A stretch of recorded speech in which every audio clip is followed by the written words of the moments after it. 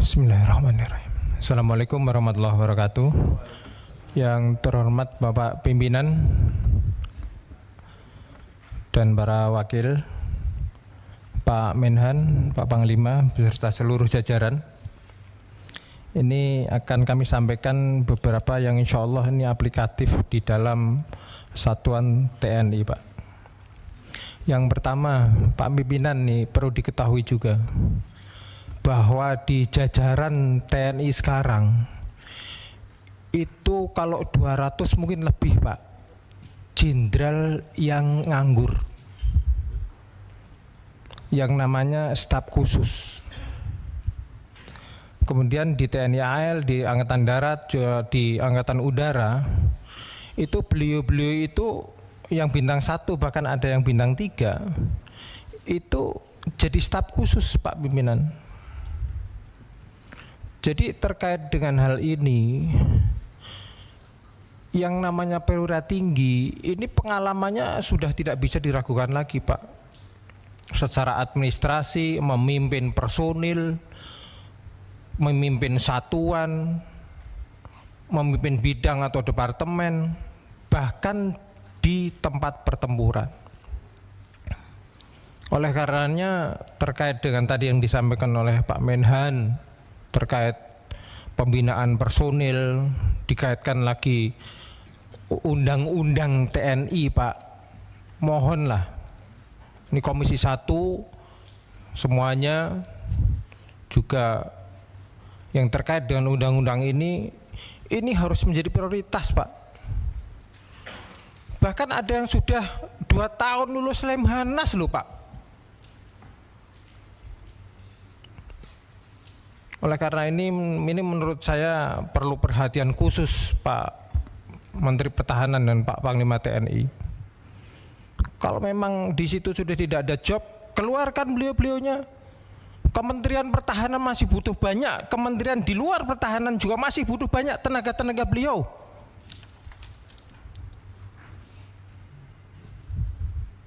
Saya mantan tentara, Pak, pernah jadi bupati. Jujur saja, saya juga plonga-plongo jadi bupati, karena emang nggak pernah dibekali untuk menjadi bupati itu ilmunya kayak apa. Nah ini kalau misalkan perwira tinggi ini segera mungkin diperbantukan ke kementerian atau departemen yang non pertahanan, harapan kami sekalian aja jadi wasrek di situ, Pak,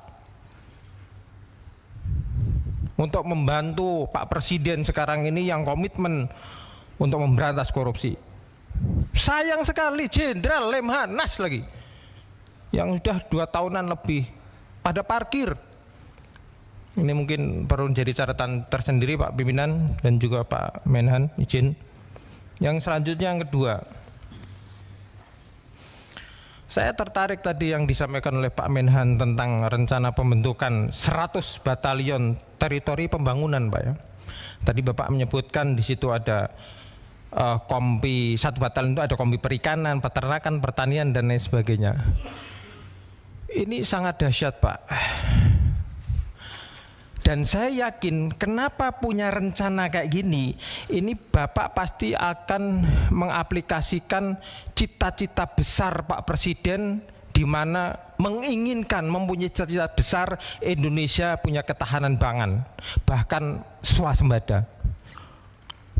Pak, izin ini saya sampaikan, Pak, bahwa petani kita di Indonesia ini, petani yang asli, Pak, itu tidak kurang, Pak, banyak sekali. Tapi problem-problem dasar mereka sebagai petani asli yang ada di seluruh Indonesia ini memang sama sekali tidak terbackup dan tidak terbantu oleh pemerintah. Contoh 1, Pak, pupuk sajalah harus berapa ribu kali lagi, berapa juta ribu kali lagi petani itu jerit gara-gara hanya kurang pupuk. Dan ini nggak mungkin kita nggak tahu, itu nggak mungkin. Yang kedua, masalah benih, ketersediaan benih. Yang ketiga, masalah ketersediaan pestisida pestisida atau obat-obatan untuk pertanian. Yang keempat, masalah penyuluh pertanian. Satu orang penyuluh pertanian ini Pak, itu bisa mengcover 3 kecamatan. Lah bisa kerja dari mana? Yang paling sadis lagi ini Pak, pada saat mereka panen malah impor datang. Saran aja Pak, yang 100 batalion ini mbok di link up-kan saja Pak untuk jadi penyuluh pertanian yang langsung terjun, bareng sama petani. Bukan saya tidak setuju masalah pembukaan lahan baru Pak, bukan. Tapi saya informasikan kepada Bapak bahwa berapa banyak kepala daerah di seluruh Indonesia ini yang menghantam saja AMDAL yang harusnya daerah hijau babat jadi perumahan. Berapa banyak? Ini harusnya tanggung jawab pemerintah juga. Tapi karena punya kewenangan yang begitu dahsyat si kepala daerah ini, ya akhirnya udah 14. Dan ini semakin lama pasti lahan pertanian akan habis Pak. Mohon untuk dipertimbangkan Pak usulan kami itu, sehingga keterlibatan 100 batalion teritorial pembangunan ini betul-betul bisa manfaat luar biasa Pak. Karena saya sendiri tidak menginginkan untuk gagal. Yang ketiga Pak, saya tertarik tadi yang Bapak sampaikan bahwa keterbukaan dan transparansi dalam penganggaran di Kemenhan dan seluruh angkatan. Tadi juga Bapak menyampaikan tidak akan mengajukan anggaran kalau tidak ada review pertama dari BPKP.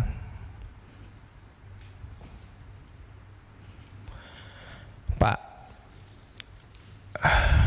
di satuan-satuan bawah unit organisasi, apakah di Kasal, apakah di darat atau di Angkatan Udara, masih banyak Pak peralatan-peralatan yang dongkrok karena kekurangan alat atau tidak bisa merawat. Apakah sudah pernah diadakan pendataan ulang terhadap peralatan-peralatan yang memang melekat dan memang sudah ada itu untuk dimaksimalkan penggunaannya Pak? Sayang sekali kalau misalkan ada anggaran baru untuk beli tapi alat yang sudah ada sendiri yang harusnya bisa dipakai itu malah nggak kepake. Atau bahkan misalkan ada 10 heli yang ada senjatanya cuma 3, yang lainnya belum ada. Kami mohon Pak, mumpung ini masih tahun pertama Pak Presiden juga menjabat, untuk 5 tahun ke depan agar betul-betul diteliti ke masing-masing unit organisasi di bawah Bapak, sehingga peralatan tempur yang ada ini betul-betul nyata bisa terpakai. Jangan sampai yang sudah ada, yang sudah kebeli, ada yang tidak bisa kepakai atau tidak maksimal, malah beli yang baru. Kami sangat mendukung untuk keterbukaan atau transparansi dalam bidang anggaran, Pak.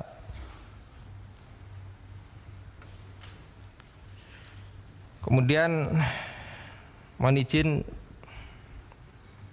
ini yang terakhir untuk Pak Panglima.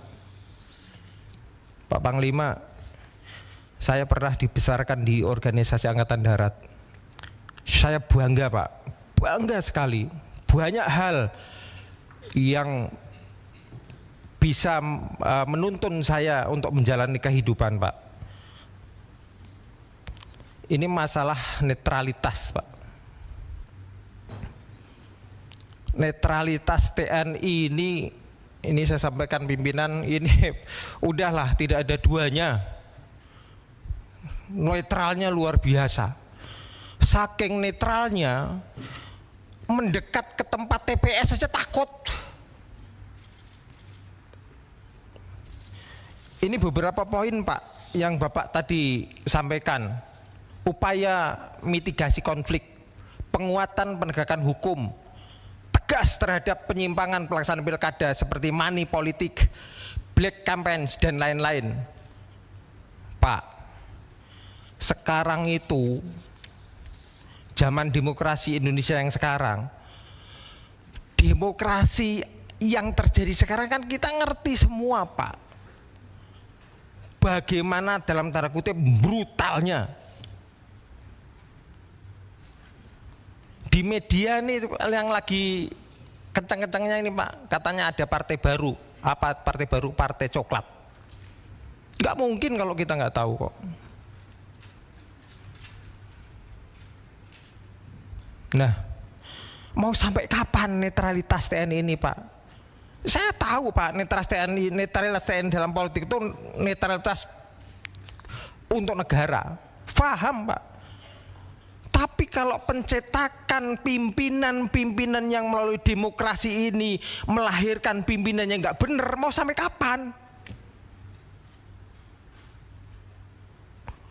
2/3 dari kepala daerah yang ada di Indonesia itu ketangkep hukum loh Pak. 2/3-nya, sisa 1/3 aja karena belum atau mungkin karena nggak keambil. Lah ini sampai kapan TNI netral itu sampai kapan? Kalau netral dalam artian pilihannya silahkan, tapi kalau misalkan sudah di depan mata ngelihat ada penyimpangan, apa undang-undang TNI yang bisa dipegang? Tangkep Pak.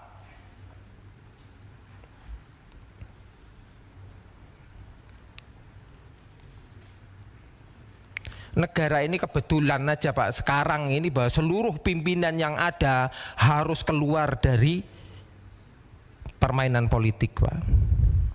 Harus keluar dari permainan politik. Karena emang kayak gini. Tapi saya harapkan ke depan TNI mengambil peran lebih lagi Pak, untuk menjaga netralitas dan pemilu atau pilihan yang jurdil. Terima kasih Pak. Terima kasih pimpinan.